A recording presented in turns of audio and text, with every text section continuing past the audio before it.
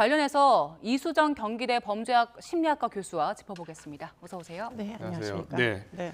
참 충격적인 사건입니다. 네. 이게 2018년에 낳았고 2019년에 낳은 아이를 낳자마자 엄마가 살해를 했고요. 오늘 구속영장 실질심사 받는데 포기했더라고요. 네.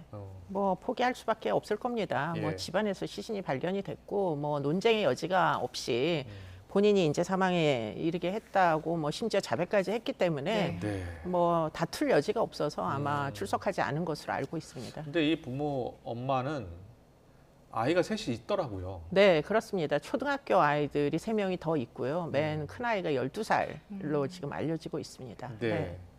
네, 지금 이제 경찰이 남편에 대해서도 조사를 할 네, 텐데 네. 남편이 일단 낙태했다는 아내의 말을 믿었다고 얘기를 했고요. 네. 그런데 5년 가까이 시신을 냉동실에 넣어놨잖아요. 네, 네, 그리고 네. 이사하는 과정에서 그걸 옮기기도 했을 텐데 어떻게 네. 몰랐을까? 이 부분에 대한 의문이 큰 것 같아요. 모르기는 어려운 뭐 상황이 아니었을까 싶은데요. 그런데 이제 이 집에는 아이들이 셋이나 있다 보니까 예. 아마 엄마 아빠가 모두 이제 처벌을 받게 되면 저 아이들조차 아마 부모가 키우기는 어렵게 될 거예요. 그렇기 네. 때문에 아마 아버지는 어떻게 해서든 아이들 셋을 이제 보호를 그러니까 네. 양육을 할 사람으로 지금 모든 잘못은 엄마가 다 책임을 지는 방식으로 지금 대응을 하고 있는 것으로 보입니다. 네. 자, 범죄심리학과 교수님이시니까 아이 셋이 있고요. 넷째, 다섯째 아이를 낳자마자 살해를 했어요. 네. 어떤 심리였을까요? 근데 이제 이 사건은 좀 더 조사가 전 개인적으로 필요하다 예. 이런 생각이 드는 게 일단은 뭐 과거에 설해마을에서 아이들이 위에 있는데 이제 프랑스 부부가 예. 이제 영아를 2명을 살해한 사건이 있었거든요. 예, 2006년인가 그렇습니다. 일어난 사건입니다. 그 사건이랑 굉장히 흡사한 지금 가족 구조인데 그 사건은 프랑스에서 결국은 범죄인 인도 소송으로 프랑스에서 재판을 받는데 네. 당시에 지금 그 엄마의 그 변호사가 이제 임신 거부증, 예컨대 정신질환으로 인해 가지고 아이들을 죽이게 된 거다 이렇게 이제 주장을 했었는데 문제는 법원에서 그 심신미약을 인정을 안 했어요. 근데 어쨌든 그랬군요. 진단명이 나왔다는 차원에서 예. 뭐 그런 이제 어떤 정신과적인 문제 때문에 그렇게 된 건지 아니면은 또 경우에 따라서는 낙태를 못하게 만드는 종교적 신념을 가진 그런 이제 그 어떤 종교도 있습니다. 그렇기 네네. 때문에 낙태를 못하고 출산을 했는데 막상 뭐 키울 자신은 없어서 이렇게 된 건지 그러니까 이제 그 배경이 무엇인지 현재로서는 잘 몰라요. 경제적으로 어려웠었다라는 이야기를 본인은 했나 봐요. 이제 그렇습니다. 본인은 경제적으로 어려워서 키울 자신이 없었다라고 네. 주장을 하고 있는데 그건 많이 진실인지 아니면은 뭐 그 외에 추가적인 사항을 고려해야 되는지 경찰이 좀 더 조사를 할 것으로 보입니다. 뭐 생활고 때문이라고 하니까 계좌도 보고 있나 봐요. 네. 네. 뭐 근데 둘 다 일은 또 하고 있어가지고 콜센터 직원이라고 알려지고 있고요. 예. 그렇기 때문에 이제 뭐 경제적으로 어려웠다는 게 뭐 일종의 변명인 건지 뭔지 아마 조사를 해야 될 걸로 보입니다. 네. 그리고 경기도 화성에서도 지금 소재가 확인되지 않는 네. 영아 유기 사건 지금 파악한 상태인데 네. 여기 친모 20대 여성이 경제적 어려움을 또 얘기했네요. 네. 경제적 어려움 때문에 인터넷에서 아기를 데려간다는 사람 찾게 됐고 아기를 넘겼다라고 보내고 얘기를 했습니다. 불법 입양 가능성에 대해서 어떻게 보세요? 근데 지금 이제 이런 사건이 문제로 예. 보입니다. 예. 현재 온라인 상에서 이제 입양이라는 키워드로 검색되는 게시판의 글, 네. 블로그 이런 것들이 생각보다 굉장히 많다고 알려지고 있고요. 네. 뭐 아이를 키울 수 없는 사람, 출산이 임박한 사람이 아이 필요하신 분 이렇게 올리면 또 불법으로 입양을 하고 싶은 사람들이 연락을 해와가지고 서로 간에 이 소위 거래라는 게 이루어진다라는 걸 뭐 여러 가지 차원에서 추정하게 만드는 그런 이제 내용들이 있습니다. 그렇기 때문에 이런 부분에 대해서도 이건 정말 인신매매이기 때문에 예. 굉장히 엄벌에 처해야 될 것이고 경찰은 예의주시하면서 이런 뭐 건수가 더 있는지 도대체 2,000건 중에 몇 건이나 지금 인터넷으로 이렇게 영아가 거래되고 있는 건지 이건 정말 심각하게 조사를 해야 될 사안으로 보이고요. 예. 인신매매와 연관된 법률들은 영미권 국가에서는 굉장히 엄격하게 처벌하기 때문에 네. 지금 이런 부분이 아마 우리나라가 최근에 인신매매 2등국이 됐잖아요. 예. 그렇기 때문에 뭐 상당 부분 좀 정확하게 조사를 해야 될 것으로 추정된다 이렇게 보입니다. 네. 우리나라에서는 인신매매, 영아 인신매매를 하면 어떤 처벌을 받습니까? 지금 그런 인신매매를 하면 이제 엄벌을 받는 걸로는 제가 알고 있는데 지금 양형 기준은 정확하게 지금 정해져 정해진 예, 것이 예. 없는 걸로 알고 예. 있습니다. 예. 네, 자, 근데 감사원이 이번에 찾아낸 거 아니에요? 네, 사실상. 그렇습니다. 이상하다. 네, 분명히 나왔다는데 신고가 돼 있지 않다. 네. 그리고 이제 경찰이 들어가서 수사를 했더니 나온 거 아니에요? 네, 23건 조사에서 지금 벌써 3명이 사망했죠. 사망을 네, 했죠. 네, 네. 근데 전수조사를 하게 되면 도대체 얼마나 많이 나올지 우려가 되고요. 되게 네, 충격적인 일이 나오지 않을까 걱정도 되고요. 네, 뭐 상당히 걱정이 되는데 문제는 이제 그 23명 안에도 연락이 안 되는 예컨대 아이가 어디로 갔는지 잘 알지 못하겠다. 그래서 조사가 어렵다라는 건수들이 존재한다는 거예요. 왜냐하면 병원에서 출생을 하긴 했는데 문제는 엄마가 등록이 안 돼가지고 아이가 어디로 갔는지 알기 어려운 이런 이제 그 건수들도 지금 존재하는 것으로 알고 있습니다. 예, 예. 그래서 이제 보호자가 연락이 닿지 않으니 더군다나 이제 보호자 주민등록번호밖에는 없잖아요. 네. 그러니까 그렇게 파악이 되지 않는 경우에는 상당 부분 좀 이 2,000명, 2,236명을 다 사실관계를 확인하기는 어떻게 생사관계를 확인하기가 생각보다 어려울 수도 있다. 이런 이제 비관적인 생각이 듭니다. 예, 예. 아마도 이제 아. 학대치사에 해당하는 건수들은 아마 보고가 지금 3건처럼 앞으로도 지속적으로 나올 개연성은 굉장히 높습니다. 그렇군요. 네. 예. 엄마가 등록이 안 돼 있다는 게그 네. 산모들이 병원 가서 출산을 하면 관련해서 정보들이 다 등록이 돼 있잖아요. 네, 네. 그거랑 별개인 겁니까? 그러니까 이제 출생 기록이 지금 이제 병원 기록을 지자체에서 받지를 못하고 있어요. 그러다 보니까 만약에 병원이 예컨대 뭐 너무 소규모라 가지고 네. 명확하게 이렇게 기록이 남아 있지 않는 경우 예컨대 아. 뭐 그런 경우도 얼마든지 있을 수 있습니다. 그러면은 사실 좀 더 어려울 것이고 또 이제 보통 보면은 병원에서 출생을 하잖아요. 네네. 그러면은 출생 확인서를 엄마들에게 보호자에게 줍니다. 그렇죠. 예. 그럼 출생 확인서를 가지고 가서 지자체에 가가지고 출생 신고를 그렇죠. 해야 되거든요. 예, 예. 그 사이에 이제 빈틈이 발생을 하는 겁니다. 음. 뭐 출생 확인서를 띄워주기는 했으나 출생 신고를 안 하면 과태료가 나오는 일이 될 것이고요. 네. 만약에 출생 확인서를 떼줬는데 그거를 다른 사람이 가져가서 만약에 온라인으로 출생 신고를 해버리면은 네네. 그러면 아이들을 찾을 수 없게 되는 겁니다. 그렇기 때문에 이런 부분에서 지금 공백을 메꿔야 되는 게 그게 지금 제일 큰 과제로 보입니다. 네. 네. 그런데 보니까요, 병원이 아예 신고를 하지 않는 것은 아니더라고요. 네, 그러니까 뭐 그렇습니다. 보험심사평가원에도 신고를 하고, 네. 그리고 또 예방 접종을 하면 네. 또 질병관리청에도 신고를 해요. 네, 아주 어린 아이들 대상으로 BCG라는 접종을 하게 예. 되면은 이게 이제 질병청에 신고가 되거든요. 예. 그렇기 때문에 이번에도 이 이제 예방 접종한 기록을 가지고 음. 왜 그러면 이 아이들이 출생 신고가 안 돼 있느냐라는 네, 네. 걸 감사원에서 감사를 해가지고 보건복지부에서 지금 다 확인을 하라 이렇게 네. 이제 돼서 아. 알게 된 거거든요. 예. 그러니까 이제 두 군데는 틀림없이 출생을 하게 되면 기록이 남습니다. 질병청하고 보험심사평가원하고 두 군데. 그렇죠. 그런데 거기에 산모가 출산했으니까 산모 기록도 있지 않나요? 네, 뭐 아무래도 보험심사평가원은 산모가 보험료를 받게 되는 예, 거니까 예. 있을 개연성이 굉장히 예, 높은데 문제는 그런 이제 어떤 온라인 상의 자료가 출생 신고로 그대로 이어지지 않는다는 게 문제예요. 그렇죠. 예, 그렇기 예. 때문에 이제 그런 부분을 어떻게 자동화된 출생 신고의 시스템으로 구축하느냐가 제일 큰 문제이고요. 네. 이럴 때 이제 뭐 엄마의 정보를 입력을 일단 해놔야 나중에 무슨 일이 있을 때 누가 아이를 낳았는지 정확하게 알 수가 있겠죠. 그런데 이제 이렇게 자동으로 출생 신고가 되면 네. 힘이 들다. 예. 이게 이제 쉬운 일이 아니다. 이런 이제 반론이 있을 수가 있습니다. 예. 그게 뭐냐면 네. 이제 내가 아이를 출산을 하는데 이 아이가 사실은 내가 원했던 아이가 아니고 나는 아이를 키울 능력이 안 되고 그래서 비밀에 붙이고 싶은데 내가 아이를 낳았다는 사실을 그러면 이 비밀에 붙여야 되는 일을 뭐 지금 이렇게 자동화된 출생 신고의 시스템 내에서는 그게 실현되기가 어렵지 않느냐 이런 비판이 있을 수가 있어요. 예. 그리고는 이제 또 한 가지 뭐 병원이 주체가 돼서 출생을 지자체에 통보하는 책임을 주게 되면 네. 만약에 그 책임을 이행하지 않을 경우에는 또 무슨 징벌이 있기 때문에 병원은 병원대로 그와 같은 책임을 지기를 또 부담스러워하는 부분이 있고 또 뭐 추가적인 행정 예산 같은 게 필요할 수도 있을 것이고 그래서 사실은 이제 뭐 산부인과 협의회에서 사실 이 부분을 과거에 우리는 시행하기가 어렵다 이렇게 반대를 했었다고 알려지고 있습니다. 예. 네. 지금 말씀해주신 것들은 사실 그 기관들의 좀 불편, 네. 번거로움 정도인데 이 네. 문제가 결국에 아이들 생사로 이어진 거잖아요. 있잖아요. 그렇습니다. 그래서 관련해서 제도들이 나오고 있는데 조금 전에 그 내가 출산한 사실을 알리고 싶지 않다. 이걸 네.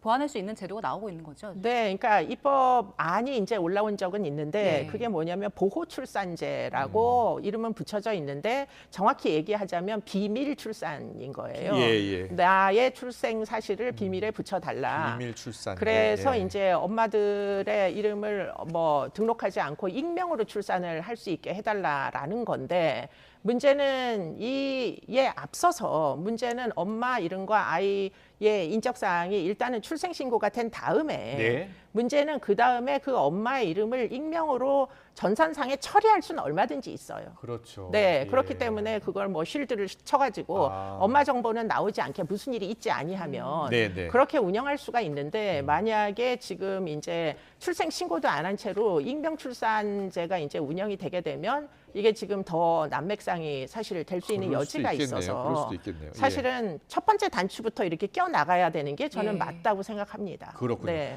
앞서 저희가 해외 사례를 좀 그래픽으로 정리를 해드렸는데 네. 우리나라도 여러 가지 복잡한 사안이 있으면 해외 사례를 참조하잖아요. 네, 참조하는 거 필요하죠. 예, 근데 외국 네. 같은 경우에는 대부분 병원에서 신고를 하던데요. 네, 뭐 영미 병원에서는 모두 이제 병원도 일종의 공익의 뭐 그 수행자이잖아요. 네. 그렇기 때문에 이게 결국은 출생 사실을 지자체에 통보하는 거, 뭐 정부에다가 보고하는 거, 이게 결국은 사회적 책임이다. 네. 이런 차원에서 뭐 특별히 더 예산을 들이지 않고 자동화된 시스템에다가 입력을 하는 것으로 그렇게 알려지고 있습니다. 그러니까 질병관리청도 신고를 받고 있고, 그렇습니다. 그리고 보험사 평가원도 있으니까 네. 두 기관이 힘을 합치면 가능할 것 같기도 네, 한데요. 충분히 보건복지부 산하에서 뭐 시스템을 통합하면 사실 되는 거거든요. 출생 DB를 하나 구축을 하면 예. 그러면 크게 어려운 일이 아니고 출생 DB를 구축하는 일이 아이가 태어나서 자동적으로 주민등록에 올라가는 건 사실 아니거든요. 그게 예. 두 개가 시스템을 독립적으로 운영하게 되면 예. 만약에 뭐 내 주민등록에 아이의 그 출산 사실이 열람되지 않도록 해달라라는 그 엄마들의 요구도 미혼모일 가능성이 굉장히 높잖아요. 네. 그런 분들의 요구도 충분히 구현이 가능하다고 보입니다. 지금 뭐 네. 국회에서는 지금 뭐 병원들의 반발이 심하니까 네. 질병관리청이 이제 신고하는 방안도 검토하나 보더라고요. 네, 뭐 불가능한 것은 현재로서는 아닌 것 같습니다. 예. 네. 그리고 이번 사건을 보면서 지난번에 그 대리 출산 네. 사건이 있었잖아요. 그 사건도 어떻게 보면 그런 이 관리 구멍을 찾아서 인신매매, 영유아 그렇습니다. 인신매매와 똑같은 네, 사건이다 네, 이렇게 네, 이야기하셨잖아요. 네. 뭐 지금 뭐 점점 더 이제 확실하다 그런 사건이 실존한다라는 게 점점 지금 이런 통계치로 인해서 우리가 확인할 수가 있잖아요. 예. 그렇기 때문에 사실은 인신매매만큼은 정말 이제 뭐 막아야 됩니다. 이건 국제 예. 기준에 도대체가 미달하는 이런 이제 문제이기 때문에 예. 이런 반인륜적인 문제를 막기 위해서라도 경찰이 나서서 저는 개인적으로는 네. 온라인에서 뭐 대규모 좀 이렇게 뭐 위장 수사 이런 것들이 그러니까요. 필요하다고 지금 보입니다. 인터넷으로 거래가 되고 있다는 거 아닙니까? 그렇습니다. 아이를. 네, 예. 네. 네. 자, 그리고 학교에 오랫동안 그러니까 7일 이상 특별한 이유 없이 가지 않은 아이들 6,800여 명을 전수조사했는데 이 아이들 중에서 20건 정도 아동학대 정황이 발견됐다고요. 네, 뭐 그래서 이제 교육부에서는 지금 전수조사를 하겠다 이렇게 발표를 했고요. 그리고는 이제 전수조사에서 한 발 더 나가서 매년 7월과 12월에 두 차례 정례적으로 점검을 이어나가겠다 이렇게 이제 이야기를 하고 있어서요. 이건 꼭 필요한 일이다 이렇게 보이는데 네네. 문제는 우리가 이제 뭐 코로나 비대면 이제 수업을 하도 오래 하다 보니까 아이들이 어떻게 해서든 학교를 안 가고 싶어하는 아이들이 많이 늘은 거예요. 아. 그런 와중에 이제 이렇게 아동학대 피해자도 발생하고 뭐 은둔형 외톨이 같은 그런 부적응도 발생하고 그렇기 때문에 어떻게 해서든 이제 학교에 다시 아이들을 불러 모아야 되는데 문제는 지금 이 홈스쿨링에 대한 관리가 좀 더 이루어져야 된다 이렇게 보입니다. 네, 알겠습니다. 다음 사건 좀 넘어가겠습니다. 정유정 사건이죠. 다음 사건 영상으로 한번 정리를 저희가 했습니다. 보고 오겠습니다.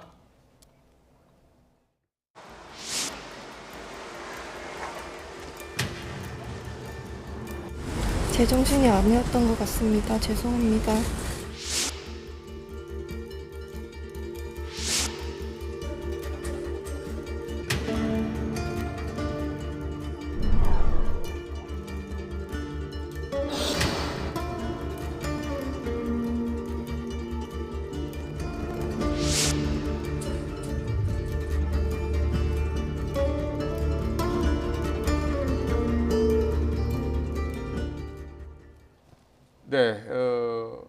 정유정 사건 이제 재판에 넘겨졌어요. 14일에 재판하는데 네. 지금 경찰 수사 결과 새로운 내용들이 나오고 있어요. 네, 뭐 경찰에서도 이제 수사를 하고 검찰로 송치가 돼가지고 지금 아마 디지털 포렌식 같은 걸 뭐 집중적으로 한 것 그랬군요. 같습니다. 그러다 보니까 지금 알려지게 된 사실은 피해자 물색을 굉장히 치밀하게 했다라고 이제 알려지고 있고요. 예. 그러다 보니까 지금 저 피해자 말고도 54명이나 되는 피해자의 신상을 계속 확인을 하면서 적합한 사람을 찾았던 걸로 보입니다. 네. 그런 사실들이 지금 새로 알려지고 있죠. 네. 그 앱에서 정유정과 접촉을 했던 분들은 이제 본인이 그 대상이 됐을 수 있겠다라는 그런 트라우마도 겪을 수 있을 것 네, 같아요. 그런 트라우마도 충분히 있을 수가 있습니다. 만일 이제 접촉했던 대상자가 정유정이라는 사실을 안다면, 예. 그런데 이제 정유정이 접촉할 때는 또 학부형인 것처럼 속여가지고 했기 때문에 뭐 정확하게 알기는 좀 어려운 측면이 있어 다행인데, 네. 그런데 어찌 되었든지 간에 이제 54명 중에 네. 혼자 거주를 하는지 아니면 성별이 여성인지 저걸 다 물어본 거군요. 저희 그쵸. 그래픽으로 정리했습니다. 네, 예. 가외교사 집에 아이를 보내가지고 거기서 수업이 가능한지 이런 것들을 물었다는 거잖아요. 예, 예. 이게 사실은 그 피해자가 피해를 당한 정황이 사실되는 겁니다. 그렇기 때문에 아주 치밀하게 사전에 미리 계획을 하여 거의 54명을 스크리닝을 해가지고 그중에 가장 적합한 사람 골랐다 이렇게 봐야 되겠죠. 예. 네. 그리고 정유정 집에서 그 발견된 공책에 네. 안 죽이면 분이 안 풀린다 이런 메모가 적혀 있었는데 네, 네. 어딘가에 분노해 있던 건가요? 네, 이 사람이 어렸을 때 6살 이후로 뭐 아버지, 할아버지에 의하여 사실 이제 보호를 받으면서 키워져야 되는데 예, 아마 예. 엄마는 집을 나가고 그리고는 아버지는 또 무슨 다른 제가 알기로는 어디 이제 뭐 강제로 이제 수용이 된 것으로 알고 있고 그러다 네. 보니까 이제 어렸을 때부터 이제 분노가 막 쌓여가지고 성장했던 사람인 것 같아요. 예. 그래서 그런 분노를 지금 안 죽이면 분이 안 풀린다 이렇게 이제 공책에다 메모를 써놨다는 건데 저는 이 대목에서 저 안 죽이면이 뭘까? 지금 피해자가 정유정에게 분노를 일으킬 만한 행위는 아무것도 하지 않았잖아요. 그러니까요. 그러면 저렇게 분이 안 풀린다고 하는 대상은 어쩌면 그 앞에 지금 목적어가 생략돼 있잖아요. 예. 저 목적어는 어쩌면 아버지일지도 모르겠다. 그런 생각을 저 혼자서는 해봤습니다. 그렇기 때문에 이제 그런 류의 사실은 자기가 뭐 분노하는 대상은 뭐 누군데 네. 문제는 화풀이 대상으로 대치를 한 거죠. 만만한 피해자로 방어 능력이 떨어지는 피해자로. 예. 그렇기 때문에 정말 죄질이 좋지 않다. 이런 경우에는 진짜 엄벌해야 된다. 이건 사실 어떻게 보면 피해자 입장에서는 뭐 누구라도 무차별적으로 피해를 입을 수도 있었던 사안이니까 예. 네. 이런 뭐 범죄에 대해서는 아주 엄벌을 쳐야 된다고 보입니다. 예. 그 분노 대상이 따로 있었다라고 분석을 하시면 그럼 정유정이 또 재범을 저지를 오히려 가능성도 아마 이런 것들 있습니까? 때문에 재범 가능성에 대한 평가가 네. 지금 두 수사기관에서 다 높게 나온 것 같아요. 예, 예. 그렇기 때문에 이거는 뭐 저 분노라는 거를 진짜 원천적으로 해소하지 않으면 이 공격성 때문에 또 다른 피해자가 생길 수도 있었던 거 아니냐 이렇게 이제 예상이 되는 사건인 거죠. 예. 네. 이 사건이 신분 탈취 목적이 아니겠느냐라는 네, 분석도 네, 처음에 네, 있었잖아요. 처음에 있었죠. 예, 왜냐하면 네. 정유정이가 경찰에서 이렇게 얘기했다는 겁니다. 시신을 숨겨주면 피해자 신분으로 살게 해주겠다는 진짜 범인이 있었다. 이렇게 주장했다는 거죠. 네, 네. 본인은 이제 처음에는 초동 단계에서는 그렇게 이야기를 했었습니다. 근데 지금은 진술을 바꿔가지고 사실은 지금 저렇게 메모대로 누군가를 죽이고 싶었다 이런 식으로 이제 주장을 하는데요. 네. 사실은 이제 왜 그러면 그 54명의 그 피해자의 어떻게 보면 프로토타입은 공통점이 있었는지는 지금 설명이 안 되는 그러니까요. 거죠. 다 네. 과외교사였다는 거잖아요. 맞습니다. 예. 전부 과외교사였죠. 근데 네. 이 정유정이 그 신분 탈취를 다룬 영화? 네, 봤다는 얘기도 있더라고요. 화차라는 영화를 예, 예. 뭐 여러 번 봤다 이렇게도 알려지고 있는데 뭐 제가 볼 때는 네. 그건 사실 무의식적인 동기일 수도 있고 그건 별로 중요한 얘기는 아닌 것 같고요. 예, 예. 일단은 누구에겐가는 분풀이를 하고 싶었던 매우 반사회적인 인물이었다라는 건 아주 확실한 것으로 보입니다. 네. 다음 달 14일에 이제 첫 재판이 진행될 텐데 네. 그 형량은 어떻게 예상하십니까? 뭐 비난 동기 살인 정도, 뭐 인명 경시 살인이나 뭐 이렇게 아주 그 살인에서도 등급이 있거든요. 예. 뭐 한 5번째 등급이나 아니면 뭐 3번째 등급 이 정도까지는 갈 것 같은데요.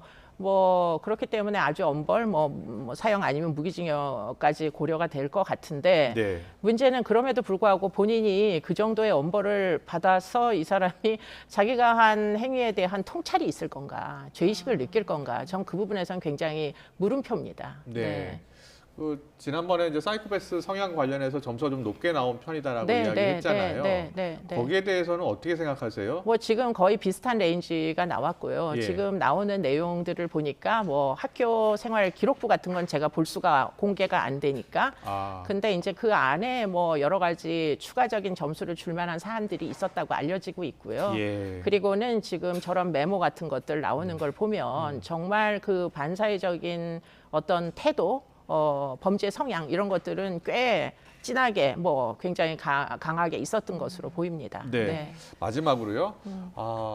저 지금 뭐 본인이 아시는 분도 있을 것 같아요. 54명 중에 과외 교사 저런 비슷한 접촉이 있었다. 이런 트라우마를 겪는 분들은 어떻게 대처해야 되겠습니까? 글쎄 이제 뭐 만에 하나 내가 정유정에 의해서 선택을 받을 수도 있었다라고 여기시는 분들은 아마 틀림없이 이제 온라인 활동을 다 접을 수도 있을 정도로 아마 굉장히 걱정들을 많이 하실 텐데요. 예. 사실은 이런 식의 접근은 그렇게 많이 발생하는 건 아닙니다. 네. 정말 희귀한 케이스라서 예. 10,000명 중에 1명 정도 나올까 말까 한 그런 사건이기 때문에 너무 과도한 경계심으로 일상생활을 접는 뭐 사회생활을 단절시키는 이런 일들은 하지 않으셨으면 좋겠고요. 예. 스트레스가 심하시다면 꼭 전문가들과 상담하시는 게 필요하겠습니다. 네, 알겠습니다. 수원 영화 사례로 지금 파문이 확산되고 있는 사라진 영유아 2천여 명 전수조사까지 시작이 됐습니다. 관련 내용은 이수정 교수가 다다음 주에 또 출연하시잖아요. 관련 내용을 좀 더 자세히 풀어드리겠습니다. 이수정 경기대 범죄심리학과 교수와 함께했습니다. 잘 들었습니다. 고맙습니다.